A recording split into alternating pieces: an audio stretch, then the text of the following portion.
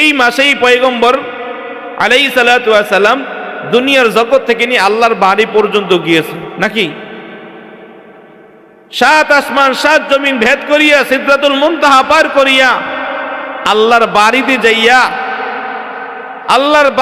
যখন আল্লাহ তাআলার সঙ্গে হাবিবের সাক্ষাৎ হয়, ওই সিদরাতুল মুনতাহা আল্লাহর বাড়ি যাইয়াও রসুল আমাদেরকে ভুলে যায় নাই।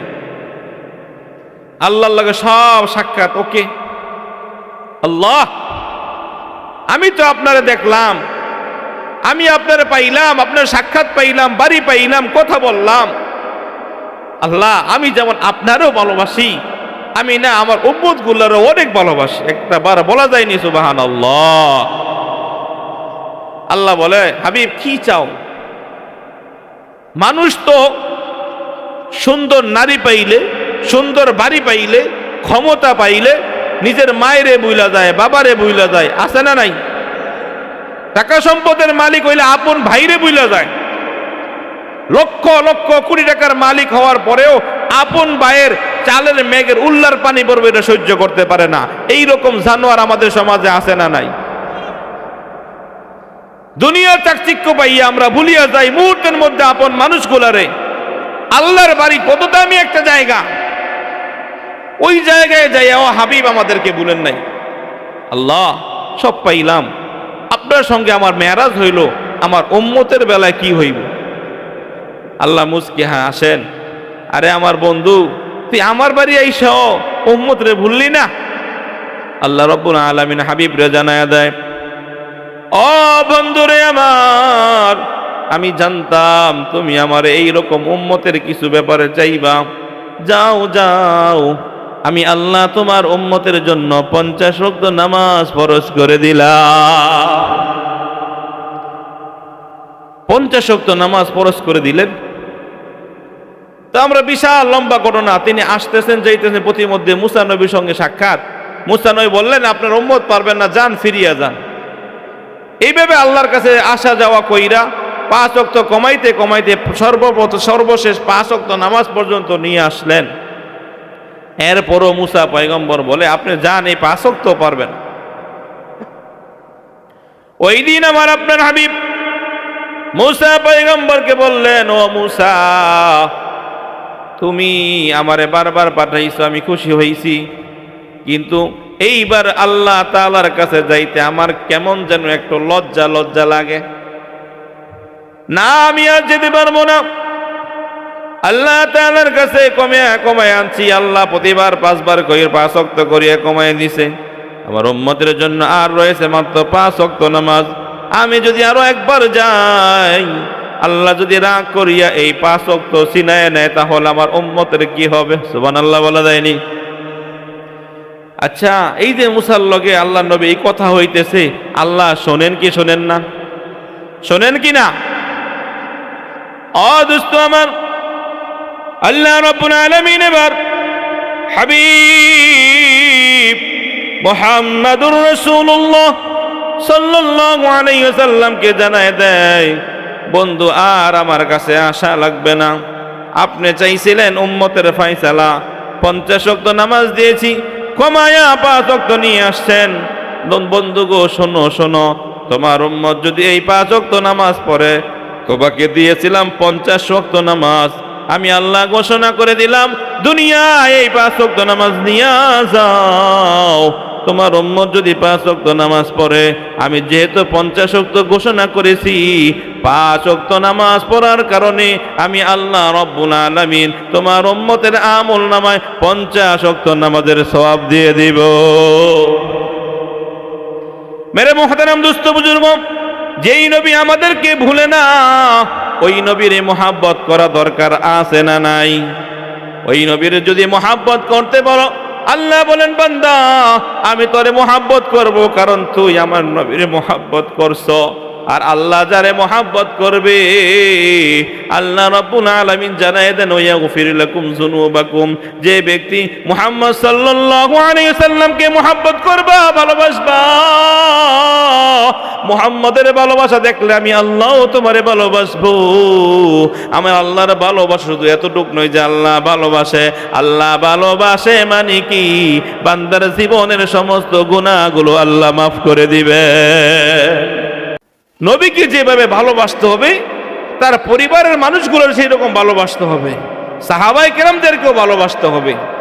কারণ আমরা হাদিস দুরূদের মধ্যে পড়ি আল্লাহুম্মা সাল্লি আলা মুহাম্মদ ওয়া আলা আলি মুহাম্মদ কামা সাল্লাইতা আলা ইব্রাহিম ওয়া আলা আলি ইব্রাহিম ইন্নাকা হামিদুম মাজিদ। আমরা পড়ি আয় আল্লাহ রহমত শান্তি বর্ষিত করেন মুহাম্মদের উপর, তার পরিবার পরিজনের উপর, যেমনি ভাবে আপনি রহমত বরকত নাজিল করেছিলেন সাইয়্যিদানা হযরত ইব্রাহিম আলাইহিস সালাতু ওয়াস সালামের উপর। সাহাবায়ে কেরামদের ঈমানি জজবা ছিল অনেক প্রখর। সাহাবায়ে কেরাম নিজেদের জীবনের চাইতেও মুহাম্মদ সাল্লাল্লাহু আলাইহি সাল্লামকে ভালোবাসতেন। লা ইলাহা ইল্লাল্লাহ লা ইলাহা, এই কালেমা মানবে যারা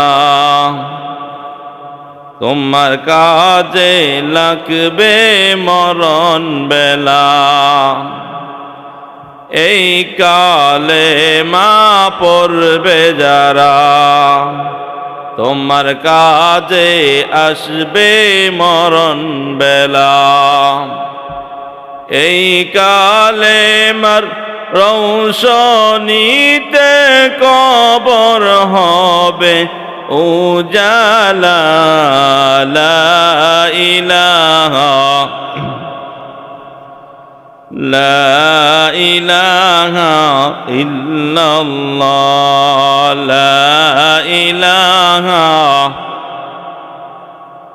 ভাইজান বহু দূরে মদিনা,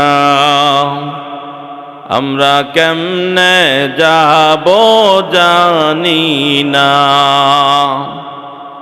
বহু দূরে মদিনায় আমরা কেমনে যাব জানি না। দয়া করে দয়াল আল্লাহ দয়া গো করে দয়াল আল্লাহ মিটাও মনের বাসনা। লা ইলাহা লা ইলাহা ইল্লাল্লাহ লা ইলাহা লা ইলাহা ইল্লাল্লাহু মুহাম্মাদুর রাসূলুল্লাহ সাল্লাল্লাহু আলাইহি ওয়াসাল্লাম। আলহামদুলিল্লাহ সুম্মা আলহামদুলিল্লাহ। আল মদিনা নিয়ামুল কোরআন জামে মসজিদ ও ওভারভাগ যুব সমাজের উদ্যোগে 13তম বার্ষিকী 2 দিন ব্যাপী আজকের প্রথম দিনের প্রধান বক্তা এবং বিশেষ বক্তা আমার সামনে উপবিষ্ট আল্লাহ তাআলার আশিকান বান্দাগণ, পর্দার আলের আমার সম্মানিতা মায়েরা, আমি আমার অন্তরের অন্তরস্থল থেকে আজকে সকলকে জানাই আন্তরিক মোবারকবাদ। আল মদিনা নিয়ামুল কোরআন জামে মসজিদের পক্ষ থেকে আজকে 13 বছর যাবৎ এই মাহফিলটি হচ্ছে। আমরা দোয়া করি, আশা রাখি আল্লাহ তাআলা যেন কিয়ামত পর্যন্ত এই মাহফিলকে ধারাবাহিকভাবে কবুল করে, সকলে বলি আমিন। আলহামদুলিল্লাহ, আল্লাহ পাকের অশেষ দয়া রহম ভালোবাসা, যেই মহান রব্বুল আলামিন আমাকে আপনাকে পবিত্রতম মাসটার নাম হলো রজব মাস। কি মাস? রজব মাস। পবিত্রতম রাত্রটা হলো জুমা রাত্র। কি রাত্র ভাই? জুমা রাত্র। এই রাত্রটার আরো একটা নাম আছে, সেটা নাম হলো দুরুদের রাত্র। কিসের রাত্র? দুরুদ শরীফের রাত্র। অর্থাৎ এই জুমার দিন এবং জুমা রাত্রের মধ্যে আল্লাহর হাবিব সাল্লাল্লাহু আলাইহি সাল্লামের উপর প্রত্যেকটা মুমিনের উচিত দুরূদ পাঠ করা। কি পাঠ করা? দুরূদ পাঠ করা। আমরা সকলে বলি সাল্লাল্লাহু আলাইহি ওয়াসাল্লাম। আল্লাহর হাবিব সাল্লাল্লাহু আলাইহি সাল্লাম হাদিসে পাকের মধ্যে বলেন, যে ব্যক্তি সকালবেলা 20 বার আমি নবীর উপর দুরূদ পাঠ করে, আবার বিকালবেলা 20 বার দুরূদ পাঠ করে, মোট কয়বার হইল? 40 বার। আল্লাহর হাবিব সাল্লাল্লাহু আলাইহি সাল্লাম বলেন, এই 20 বার 40 বার দৈনিক আমার উপর উম্মত যদি দুরূদ পাঠ করে, ওই উম্মত রে কাল কিয়ামতের ময়দানে জান্নাতে নেওয়াটা আমি নবীর জন্য ওয়াজিব হয়ে যায়। সুবহানাল্লাহ। তো ওই নবীর প্রতি দুরূদ পড়া আমাদের দরকার আছে না নাই? মেরে মুহতারাম দোস্ত বুজুর্গ, আমি বড় মাপের কোনো আলেমও না, বড় কোনো বক্তাও না, আমি আপনাদেরই সন্তান। ছোটকালে এই এলাকায় বহু আসা যাওয়া হয়েছে, হয়তো বা এখন ব্যস্ততার কারণে বেশি একটা আসা হয় না। তো এলাকার সন্তান হিসেবে আমার মা বোনদেরকে বলবো, মসজিদের পক্ষ থেকে যে মাহফিলটা দেওয়া হয় এটা অত্যন্ত বড় একটা নেয়ামত আমাদের জন্য। এই 2টা দিন যদি আমার মায়েরা একটু কুরবানি করিয়া তাদের ঘরের পুরুষ মানুষগুলারে একটু ভালোবাসা আদর দিয়া মাহফিলের দিকে পাঠায় দেন, তো আশা করা যায় সাইয়েদনা হযরত ইব্রাহিম খলিলুল্লাহর কুরবানির মতো আপনাদের এই মেহনত কুরবানিকেও আল্লাহ তাআলা কবুল করতে পারে, ঠিক নেই? এই জন্য আমার বাবাদেরকেও বলবো, 2টা দিনের জন্য আমরা আমাদের সমস্ত কাজ কর্মগুলো থেকে ফারেক হয়ে যাই, অহেতুক সময়কে নষ্ট না করে দুনিয়াবি জান্নাতি বাগানে চলে আসি।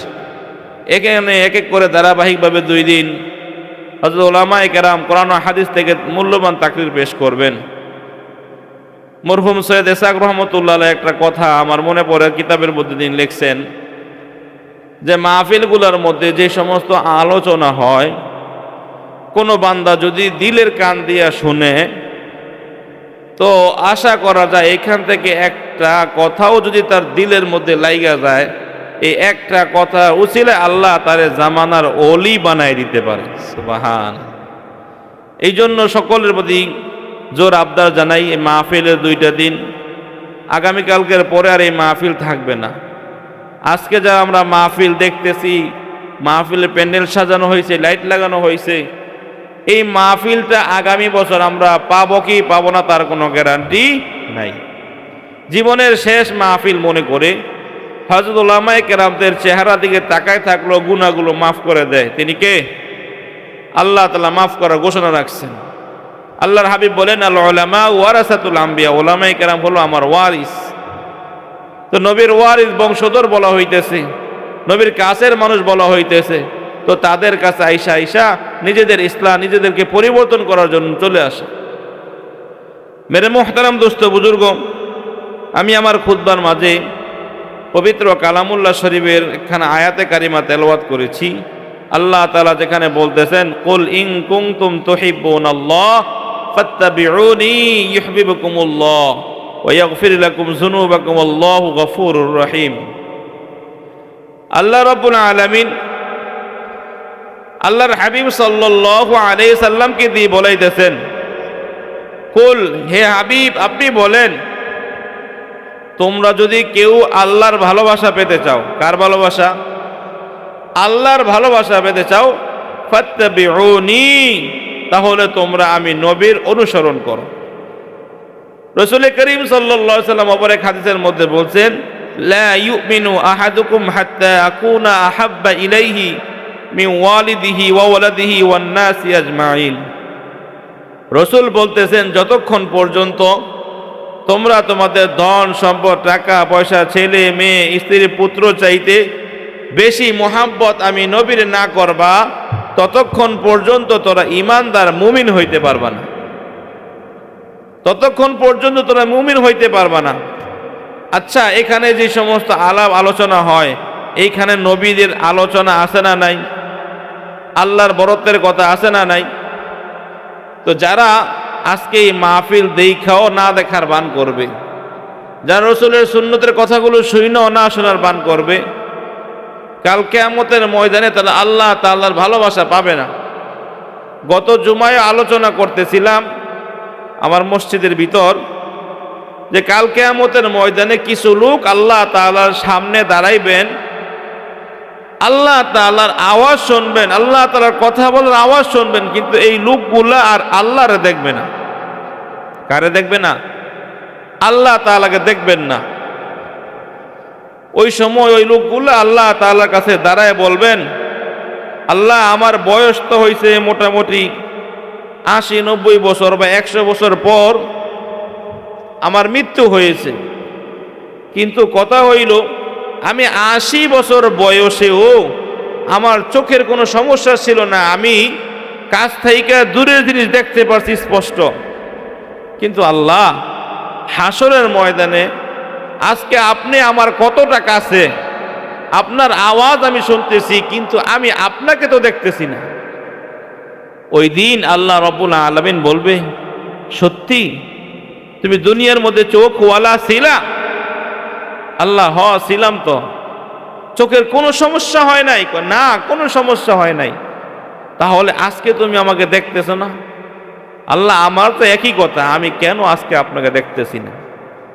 ওই দিন আল্লাহ রাব্বুল আলামিন বলবেন, বান্দা তোরে আমি আমার নেয়ামত 2টা চক্ষু দিয়েছিলাম, 60 বছর 80 বছর বয়স তোর চোখের জ্যোতি আমি কমাই দেই নাই। বান্দা ওই দিন দুনিয়ায় থাকতে দুনিয়ার জমিনের মধ্যে আমি আল্লাহর বরত্বের আলোচনার জন্য, আর যেই নবীর আমি আল্লাহ দিল দিয়ে মোহাব্বত করি, ওই হাবিবের সুন্নতের আলোচনাগুলো যখন হয়, বান্দা তুই ও রাস্তা দিয়ে হাইটে গিয়েছিলি, এই স্টেজের দিকে তোর নজর পড়ে নাই, দুনিয়ার মধ্যে আমার নেয়ামতের দিকে তোর নজর পড়ে নাই, আমার কুদরতের দিকে তোর নজর পড়ে নাই। সেই কারণে আমি আল্লাহর ওয়াদাও ছিল, দুনিয়ার মধ্যে যারা কোরআনকে দূরে সরাই দিবে, যারা সুন্নতকে দূরে সরাই দিবে, যারা উলামায়ে কেরামদের থেকে দূরে সরে যাবে, আমি আল্লাহ ঘোষণা করেছিলাম কাল কিয়ামতের ময়দানে জান্নাতীদের জন্য বড় একটা চাওয়া থাকবে, বড় একটা পাওয়া থাকবে, আল্লাহ তাআলার সাক্ষাৎ। আমি আল্লাহ তরেও হাসরের ময়দানে আমি আল্লাহ সাক্ষাৎ পেতে দিব না। নাউজুবিল্লাহ বলতেন না?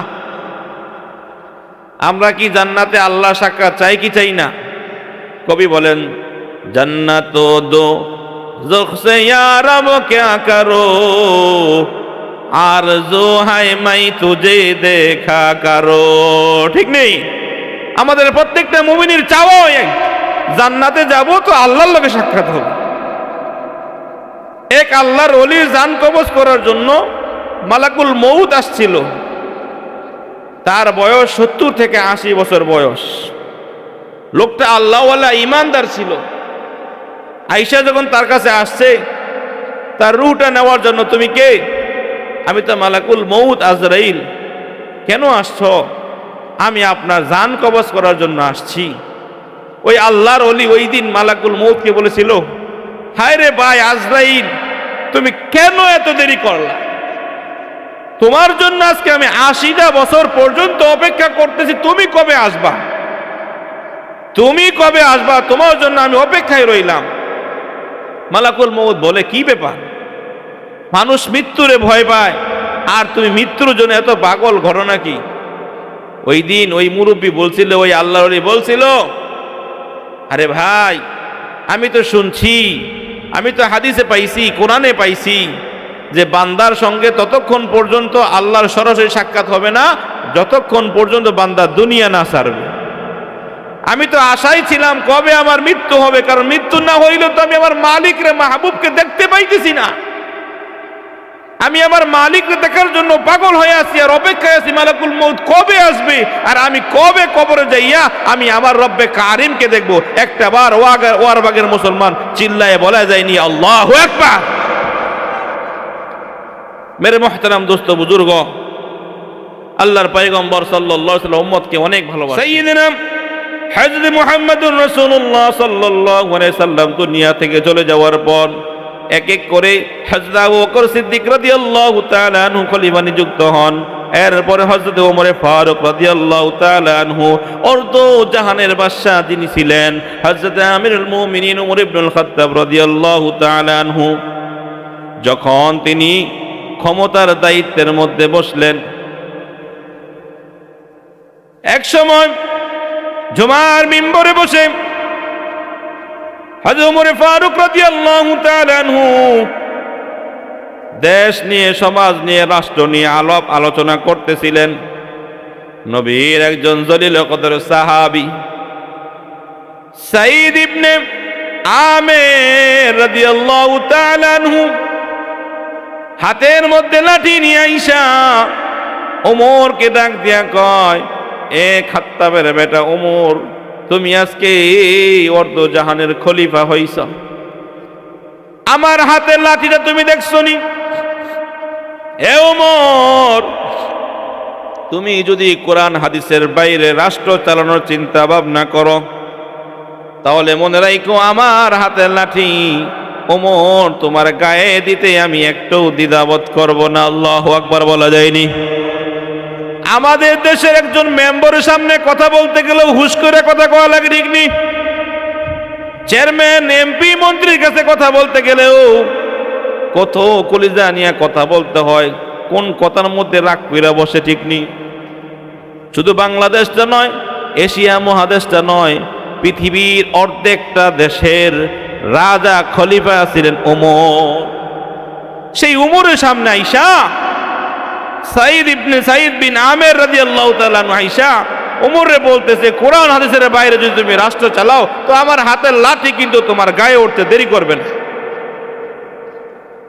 ওমরে ফারুক রাদিয়াল্লাহু তাআলা আনহু এই কথা শুনিয়া তিনি রাগ করেন নাই, মুস্কি একটা হাসি দিয়ে বলতেছেন, সাঈদ রে, এত বড় রাষ্ট্রের ক্ষমতা আল্লাহ আমারে দিছে, ইরাকের একজন গভর্নর লাগবে, আমি তালাশ করতেছি কারে বানাইবো, তোর মতো সৎ ব্যক্তি তো আমি ওমর খুঁজতেছি। আল্লাহু আকবার!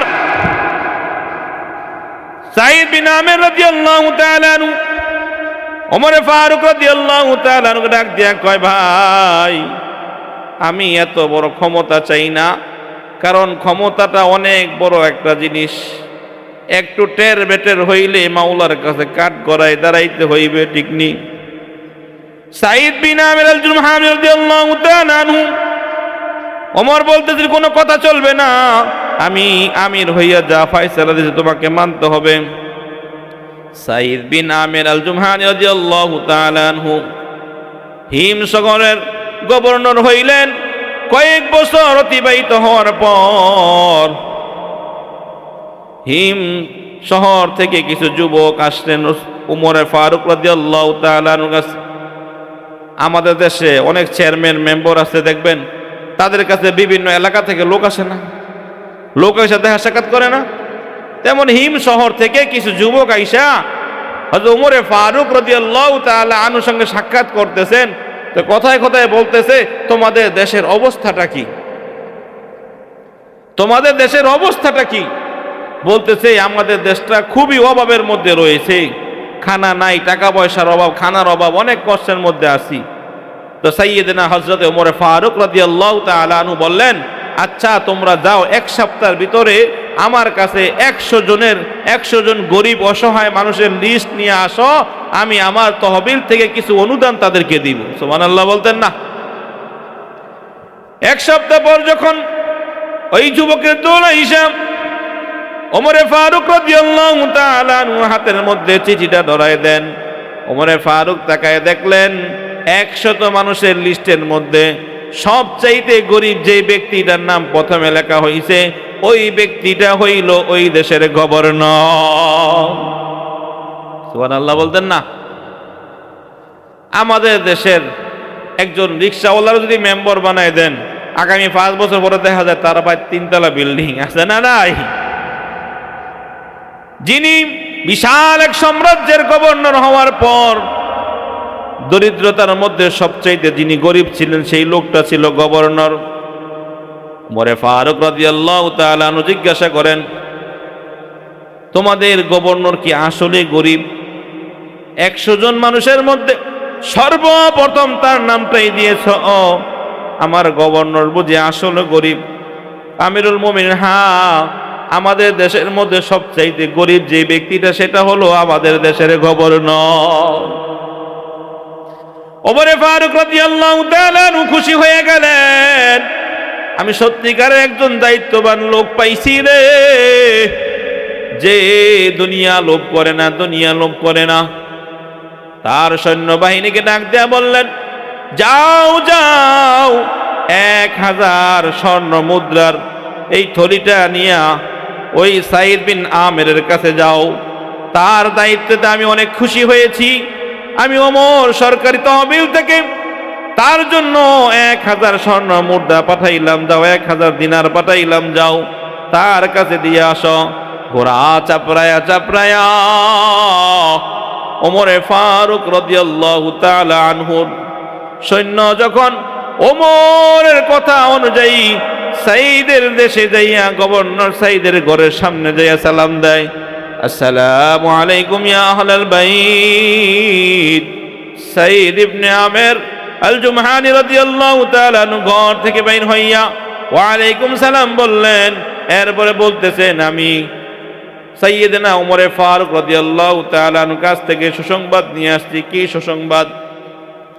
আপনার দায়িত্বের প্রতি আমিরুল মুমিনিন অনেক খুশি হইয়া আপনার জন্য 1000 স্বর্ণ মুদ্রা হাদিয়া পাঠাইছে। সুবহানাল্লাহ বলতেন না? সাইদ বিন আমের আল জুমহানি রাদিয়াল্লাহু তাআলা আনহু যেই মাত্র ঘোষণা শুনলেন যে আমাদের আমিরুল মুমিনিন ওমরে ফারুক রাদিয়াল্লাহু তাআলা আনহু তার জন্য 1000 দিনার বা স্বর্ণ মুদ্রা হাদিয়া পাঠাইছেন, হাদিয়া পাওয়ার পর সাইদ বিন আমের আল জুমহানি রাদিয়াল্লাহু তাআলা আনহু বললেন, ইন্না লিল্লাহি ওয়া ইন্না ইলাইহি রাজিউন। এমন বিকট আওয়াজে এই দোয়াটা, এই আয়াতটা পাঠ করলেন। ভিতর থেকে বিবি দৌড়াইয়া এসে ডাক দেয়, ও প্রাণের স্বামী, কি হইল? আপনি কেন এত জোরে ইন্না লিল্লাহ পড়লেন? আমাদের আমিরুল মুমিনিন ওমর রাদিয়াল্লাহু তাআলা আনহু কি শহীদ হয়ে গেছেন? না না, ওমর শহীদ হয় নাই। তাহলে বুঝি আমাদের মুসলিমদের মধ্যে কোন সেনাবাহিনীর দল যুদ্ধে যাইয়া সবাই ধ্বংস হয়ে গেছে? কয় না, তাও হয় নাই। বুঝতে পারছি গো প্রাণের স্বামী, মনে হয় এমন কোন অন্যায় করে ফেলেছেন যেই অন্যায়ের কারণে ওমর আপনার কল্লা নেওয়ার জন্য পাঠাইছে। সাইদ বিন আমের আল জুমহানি রাদিয়াল্লাহু তাআলা আনহু বিবির ডাক দিয়া কয়, না না না না, এমন কোন কিছুই করে নাই। তাহলে আপনি এত জোরে ইন্না লিল্লাহ কেন গো বললেন? ইন্না লিল্লাহ এই জন্য বলছি রে বিবি, দেখ দেখ আমি সাইদের ঘরের মধ্যে ওমর দুনিয়া ঢুকাই দিয়েছে। আল্লাহু আকবার। ও বিবি দেখ, আমি সাইদের বাড়ির মধ্যে দুনিয়া ঢুকিয়ে গিয়েছে। এ বিবি, ওমরের দুধ ফিরিয়ে যাওয়ার আগে আগে তোমার কাছে আমার একটা চাওয়া, এই 1000 দিনার গুলা ওমরের দুধ যাওয়ার আগে আগে তুমি আমার মিশরের প্রতিটা গরিব অসহায় মানুষের ঘরে ঘরে দান করে দাও। ওমর ফারুক রাদিয়াল্লাহু তাআলা আনহু দুধ তাকায় রইলেন। আহা, এটা কেমন মানুষ রে! 1000 স্বর্ণ মুদ্রা আমরা বলতেছি, হয়তো বা আপনাদের মাথার মধ্যে আসেন 1000 কি জিনিস। কিছুদিন আগে এক আলেম জরিপ করছে যে এই সম্পদটা বর্তমানে বাংলাদেশি টাকায় 500 কোটি টাকার উপরে। সুবহানাল্লাহ বলতেন না? যার মূল্য এত, এই সম্পদ আমি আপনি পাইলে কি অবস্থাটা হইতো? উপহার পাইলে ইন্না লিল্লাহ বলতাম না আলহামদুলিল্লাহ বলতাম। আর আমাকে বিবির কাছে যদি কইতাম আমি ঘরে ঢুকার আগে আগে এগুলো দান করে দাও, আমনে গো বিবি কি কইতে জানি না, আমার বিবি কইতো আরে সব না দান করে কিছু রাখিয়া দাও আমাকে লইয়া, কইতো নি। কিন্তু তাদের বিবিরাও কেমন ঈমানওয়ালা ছিল। স্বামী বলতে দেরি হইছে, দৌড়াইয়া ঘরে ঘরে মুহূর্তের মধ্যে দান করিয়া এসে বলছে, স্বামী আমি আপনার কথা রাখছি, সমস্ত সম্পদগুলা মানুষের মাঝে দান করে দিছি। ওমরের দুধ দৌড়াইয়া যাইয়া ওমরের দরবারে হাজির। কি ব্যাপার গ্রহণ করছে? আমিরুল মুমিনিন কই ফাটাইলেন? আমি তো মনে করছিলাম তারা মনে হয় মানুষ, কিন্তু আমার জানা মতে তারা মানুষ না, তারা আসমানের ফেরেশতা। একটাবার আওয়াজ দেয়া বলা যাবে নি সুবহানাল্লাহ? কিছুদিন পর ওমর ওই এলাকার মধ্যে আইসা উঠান বৈঠক করছে। বৈশা বলতেছে, আচ্ছা এই যে তোমাদের গভর্নর, তার ব্যাপারে কোনো নালিশ আসেনি? সমস্ত মজমার মানুষগুলোর মধ্যে কেউ দাঁড়ায় না। ওই শেষ মাথা থেকে অনেকক্ষণ পর এক মুরব্বী হাত তুলে বলতেছে, আমার কয়েকটা নালিশ আছে। দেখবেন আমাদের সমাজও একটা সময় কেউ কথা বলতে পারে না, যখন একজনে কথা কইতে তখন আবার সব দাঁড়ায় কথা করলে গা, ঠিক নেই? তো এই মুরব্বী যখন দাঁড়ায় গেছে, আর কয়েকজন দাঁড়ায় গেছে, বলতেছে তোমাদের কথা পরে শুনবো, মুরব্বী যেহেতু দাঁড়াইছে ওই মুরব্বীর কাছ থেকে আগে কথা শুনি। কামিলুল মুমিনিন, আমাদের গভর্নরের ব্যাপারে আমার 4টা নালিশ। 1 নম্বর নালিশ হইল, আমাদের গভর্নর প্রতিদিন তিনি যখন ডিউটি পালন করতে আসে, প্রতিদিন 1 ঘন্টা লেট করে আসে। কি করে আসে? 1 ঘন্টা লেট করে আসে। 2 নম্বর নালিশ হইল, আমাদের গভর্নর এশার নামাজের পর থেকে নিয়া ফজর নামাজ পর্যন্ত ঘরের দরজা যে লাগায় আর খোলে না। কেউ গেলে দরজা টোকাইলেও সালাম দিল তিনি দরজা খোলে না। 3 নম্বর, তিনি মাসে একবার অফিসে কাজ করতে আসেন না। মাসে কয়বার আয় না? একবার আসে না। 4 নম্বর, তিনি প্রায় সময় দেখতাম দিনের বেলা কয়েকবার বেহুশ হয়ে জমিনে পড়ে যাইত, জমিনে পড়ে যাইত। আমিরুল মুমিন ডাক দেয়া কয়, হে সাইদ, এই যে কথাগুলো বললো এর উত্তর তুমি দাও। এবার সাইদ ইবনে আমির আল জুমহানি রাদিয়াল্লাহু তাআলা আনহু ডাক দেয়া কয়, আমিরুল মুমিনিন, চাইছিলাম না কথাগুলো কেউ জানুক, কিন্তু আজকে যখন আমার ব্যাপারে নালিশ হয়ে গিয়েছে, আজকে না বইলা আর পারতেছি না। 1 নম্বর, আমি প্রতিদিন অফিসে 1 ঘন্টা লেট করে আসি। আমিরুল মুমিনিন, কথাটা সত্য। কেন আসি? আমি ফজরের নামাজ পড়িয়া, এশরাক নামাজ পড়িয়া আমি ঘরের মধ্যে আমার বিবির জন্য খাবার তৈরি করি, আমার সন্তানদের জন্য খাবার তৈরি করি। আমার বিবিটা অসুস্থ, নিজ হাতে খামির বানায়া, আটা বানায়া, রুটি বানায়া বিবির মুখে তুইলা দিয়া আসতে আসতে আমার 1টা ঘন্টা লেট হয়ে যায়। সুবহানাল্লাহ বলা যায়নি? 2 নম্বর আমার নালিশের উত্তর, রাত্রে বেলা আমি দরজা খুলি না, কেউ ডাকলেও তাদের ডাকে সাড়া দেই না। ও আমিরুল মুমিনিন, আমি যে দুনিয়ায় আসছি, আমার না একটা রব আছে? কে আছে? আমার না একটা রব আছে? রবের কাছে না ওয়াদা দিয়ে আসছিলাম, রবের পথে কিছু সময় ব্যয় করব। আমি আমার 24টা ঘন্টার 2টা ভাগ করছি। একটা ভাগ সারাটা দিন আমি মানুষের খেদমত করব। 2 নম্বর ভাগ করছি সারাটা রাত্র আমি আমার মাওলার খুদরতি পায়ে সেজদা দিয়া পড়ে থাকবো। আরো জোরে বলা যায়নি? এ ওয়ার বাগের মুসলমান, আরো জোরে বলা যায়নি সুবহানাল্লাহ? আমিরুল মুমিনিন, এই জন্য রাত্রেবেলা আমি দরজা খুলি না, কারণ রাত্র সময়টা আমি আমার মালিকের জন্য বাইসা নিছি। 3 নম্বর, তুমি মাসে 1 দিন কেন অফিস করতে আসো না?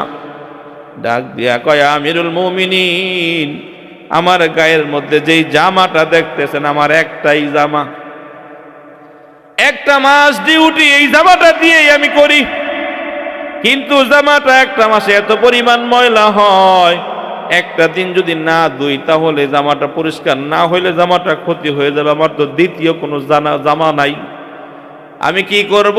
এই জন্য মাসে 1টা দিন আমি ছুটি কাটাই। আমি আমার জামাটা ধুইয়া রোদ্রে শুকাই, শুকাইতে শুকাইতে সারাটা দিন লেগে যায়। এই জন্য আমি মাসে 1টা দিন অফিস করতে পারি না। 4 নম্বর কথা হইল, আমি মাঝে মধ্যে বেহুশ হয়ে যাই। আমিরুল মুমিনিন, এই কথা আপনি আমার কাছে শুনতে চান না, আর যদি শুনতে চান তাহলে শোনেন, আমি শুনতে যাইয়াও কয়েকবার বেহুশ হয়ে যাইতে পারি। আমিরুল মুমিনিন ডাক দিয়া কয়, না বলো, আমি শুনতে চাই। ডাক দিয়া কয়, আমিরুল মুমিনিন, আমি যখন কাফের মুশরিক ছিলাম গো, আল্লাহর নবীর একজন সাহাবী ছিল হযরত খুবাইব রাদিয়াল্লাহু তাআলা আনহু। যুদ্ধের ময়দানে তিনি যখন আবু জাহেলের বাহিনীর কাছে ধরা পড়ে যায়। তাকে যেদিন হত্যা করা হয় ওই দিন আমি না ওই জায়গার মধ্যে স্পটে উপস্থিত ছিলাম। হযরত খুবাইব রাদিয়াল্লাহু তাআলা আনহুকে শুলের মধ্যে চড়াইয়া তার গায়ের মধ্যে ছুরি দিয়া গাই দিয়া তার কত কষ্ট দেয়। তার কষ্টগুলো দেখে আমার অনেক মায়া হয়, কিন্তু ওই যে আমি কাফের ছিলাম, আমি সেই রকম মায়া করতে পারি নাই। হযরতে খুবাইব রাদিয়াল্লাহু তাআলা আনহুকে ডাক দিয়া কয়, এ খুবাইব বল, মারা তো যাবি, মারাটা যাওয়ার আগে কালেমাটা সাইরা দে, তোরে এখনো সাইরা দেই। ওই দিন খুবাইব বলছিল, না না না, আমি ছাড়তে পারবো না। মুহাম্মদের প্রেমের মালা যখন গলায় জড়াইছি, মৃত্যু যদি দিতে চাও দিয়ে ফেলো, এরপরও মুহাম্মদের কালেমা ছাড়তে রাজি না। সাইদ ইবনে আমির আল-জুমহান রাদিয়াল্লাহু তাআলা বলতেছেন, আমিরুল মুমিনিন ওই দিন খুবাইবকে বলা হয়েছিল, খুবাইব ধরো, তোমাকে আজকে যেই শুলের মধ্যে চড়াইছি, তুমি যদি একটাবার মুখ দিয়া বলো এই জায়গার মধ্যে আমারে সাইরা দেন, মুহাম্মদ এই জায়গায় দাঁড়ায়া দেন, এই কথাটা তুমি বলো, এই মুহূর্তে তোমারে ছেড়ে দিব। হযরতে খুবাইব রাদিয়াল্লাহু তাআলা ডাক দিয়া কয়, এ কাফের মুশরিকের দল, শোন, আমার নবীর গায়ে মুসা মাসি বসাটাও হারাম। ওই নবীর এই শুলে চড়াইয়া আমার মতো আঘাত করবা, আমি বাইচা থাকবে, এটা হতেই পারে না। আমি তো মনে করি নবীর গায়ের মধ্যে একটা কাঁটা যদি স্পর্শ করে, এর চাইতে আমি খুবাইব মরে যাওয়াটাই ভালো। সুবহানাল্লাহ বলতেন না? হযরত খুবাইবকে জিজ্ঞেস, তোমার শেষ ইচ্ছা কি? ডাক দেখ, আমার শেষ ইচ্ছা যে মালিকের গোলামি করি, আমি আমার মালিকের লগে একটু কথা বলবো। সুবহানাল্লাহ বলতেন না? কেমনে কথা বলবা? আমারে 2 রাকাত নামাজ পড়তে দাও। খুবাইব দাঁড়াইয়া নামাজের মধ্যে দাঁড়ায় যায়। নামাজের মধ্যে দাঁড়াইয়া সাইদ ইবনে আমির বলেন, আমি দেখলাম ওই খুবাইব নামাজের মধ্যে দাঁড়ায় ঠোঁট নাড়ায়া কাল লগে জানি কথা কয়, আমি কাউরে দেখি না। ও দোস্ত আহবাব, মায়ান নবী বলছিল, আল্লাহ আপনার লগে আমার মেরাজ হয়েছে, আমার উম্মতের বলে কি ফায়সালা? আল্লাহ জানায় দেয়, হাবিব রে, আমার বাড়ি আইসা তুমি তোমার উম্মত রে বলো না, শোনো শোনো, আমি নবী তো আমি আল্লাহ তোমারে মুহাম্মদ ভালোবাসা আমার বাড়ি পর্যন্ত নিয়ে আইসা আমার সঙ্গে সাক্ষাৎ করে দিয়েছি, আমার বাড়ি চিনাই দিয়েছি। শোনো শোনো, ওয়াদা তো দিয়েছিলাম যারা তোমারে ভালোবাসবে আমি আল্লাহ তাদেরকে ভালোবাসবো। ওয়াদা দিয়েছিলাম তোমারকে যে ভালোবাসবে আমার পক্ষ থেকে স্পেশাল ভালোবাসা তার উপরে পড়বে। নবী গো, আমার সঙ্গে তোমার মেরাজ হয়েছে একবার। তোমার উম্মতেরা দুনিয়ার মধ্যে 5 ওয়াক্ত নামাজে 5 বার আল্লাহু আকবার বলিয়া হাত বাঁধার সঙ্গে সঙ্গে প্রতি ওয়াক্তে তাদের সঙ্গে আমি আল্লাহ সামনে আইসা মেরাজ ঘটাইয়া দিব। সাইদ ইবনে আমির বলেন, আমি দেখলাম ঠোঁট নাড়ায়া মালিকের লগে কি জানো কয়। মুহূর্তের মধ্যে নামাজ শেষ করিয়া যখন ফিরিয়ে আসে, খুবাইব বলতেছে, তোরা তো মনে করবি আমি মনে মৃত্যুর ভয়ে নামাজ পড়তেছি, আর নয় হয় আমি লম্বা সময় নিয়ে নামাজ পড়তাম। খুবাইবকে যখন শহীদ করে ফেলে গো, খুবাইব রাদিয়াল্লাহু তাআলা আকাশের দিকে তাকায় বলছে, আল্লাহ, আমি মক্কার জমিনের মধ্যে বন্দী হয়ে আছি, এই মুহূর্তে আমার হত্যা হয়ে যাবে। ও আল্লাহ, আমার মৃত্যুর সংবাদটা ওই মদিনাওয়ালারে জানাইয়া দিও। মদিনাওয়ালা তো জানে না আমি বন্দী হয়ে আছি, আমাকে হত্যা করা হইতেছে। ও আল্লাহ, আমার মদিনাওয়ালার কাছে আমার মৃত্যুর সংবাদটা পৌঁছাইয়া দিও। হযরত খুবাইব রাদিয়াল্লাহু তাআলা আনহু যেই দিন দুনিয়ার মায়া ছেড়ে শহীদ হয়ে আল্লাহ তাআলার জান্নাতি পাখি হয়ে উড়ে যায়, মসজিদে মদিনার নববীর মধ্যে আল্লাহর পয়গম্বর সাহাবায়ে কেরামদের সামনে বসিয়া সাহাবায়ে কেরামদেরকে দিক নির্দেশনা দিতেছিলেন। এমন সময় আল্লাহর পয়গম্বর বসা থেকে দাঁড়ায়া আকাশের দিকে তাকায়া মুস্কি হাসি দিয়া আল্লাহু আকবার বলিয়া চিল্লায়। সাহাবায়ে কেরাম ডাক দেয়া কয়, ইয়া রাসূলুল্লাহ, ইয়া হাবিবাল্লাহ, কোনদিন তো দেখি নাই আপনি কখনো আকাশের দিকে তাকায়া মুস্কি হাসি দিয়া দিয়া আল্লাহু আকবার বলেন, আজকে কেন আকাশের দিকে তাকায়া আল্লাহু আকবার বললেন? মায়া নবী ডাক দেয়া কয়, সাহাবীর দল, আমি যেটা দেখতেছি তোমরা তো দেখো না। আমি দেখতে পাইলাম আল্লাহ রাব্বুল আলামিন আমাকে দেখায় দিলেন, ভিডিও কলের মতো দেখায় দিলেন উমা খুবাইবের লাশটা এই মুহূর্তে জান্নাতের পাখিরা আইসা তার রূহটা উড়া জান্নাতে নিয়ে যাইতেছে। এই দৃশ্য আল্লাহ সরাসরি আমারে দেখায় দিয়েছে। সুবহানাল্লাহ বলা যায়নি? যাই হোক, আজান হয়ে গিয়েছে। যা কিছু বললাম আল্লাহ রাব্বুল আলামিন আমাকে আমাদের সকলকে আমল করার তৌফিক দান করে, সকলে বলি আমিন।